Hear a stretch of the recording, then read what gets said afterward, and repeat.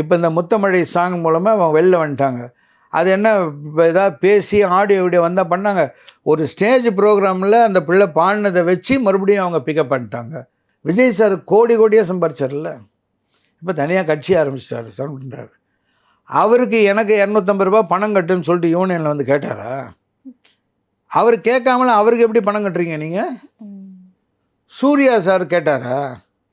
அவருக்கு எப்படி பணம் கட்டுறீங்க? ஸ்ருதிஹாசன் கேட்டாங்களா? பாடகர் கார்த்திக் கேட்டாரா? அவருக்கெல்லாம் எப்படி பணம் கட்டுறீங்க? அந்த மாதிரி சரி அந்த பிள்ளை ஏதோ தெரியாமல் தப்பு பண்ணியிருந்தால் பண்ணிடுச்சுன்னா கூப்பிட்டு ரூ. 250 கட்டுமா, நீ வாம்மா, நீ எவ்வளோ பெரிய திறமையான ஆர்டிஸ்ட், நீ எல்லாம் வந்து போகலாமா வா அப்படின்னு சொல்லியிருக்கணும். ஆனால் தான் நான் திரும்ப திரும்ப சொல்கிறேன், நீ என்ன தான் ஒருத்தர் அழுத்தி வச்சு பார்த்தாலும் அவங்க வெளியில் வரணும்னு ஆண்டவன் முடிவு பண்ணிட்டோன்னா வந்துடுவோம். இப்போ இந்த முத்தமழை சாங் மூலமாக அவங்க வெளில வந்துட்டாங்க. அது என்ன இப்போ ஏதாவது பேசி ஆடியோ வீடியோ வந்தால் பண்ணாங்க. ஒரு ஸ்டேஜ் ப்ரோக்ராமில் அந்த பிள்ளை பாடினதை வச்சு மறுபடியும் அவங்க பிக்கப் பண்ணிட்டாங்க. இது தப்பு இல்லையா? ஸோ ஒரு தவறுகள் யார் செஞ்சாலுமே அதை திருத்தி அவங்கள சரியான பாதையில் போக வைக்க வேண்டியது தான் தலைமையோட பொறுப்பு.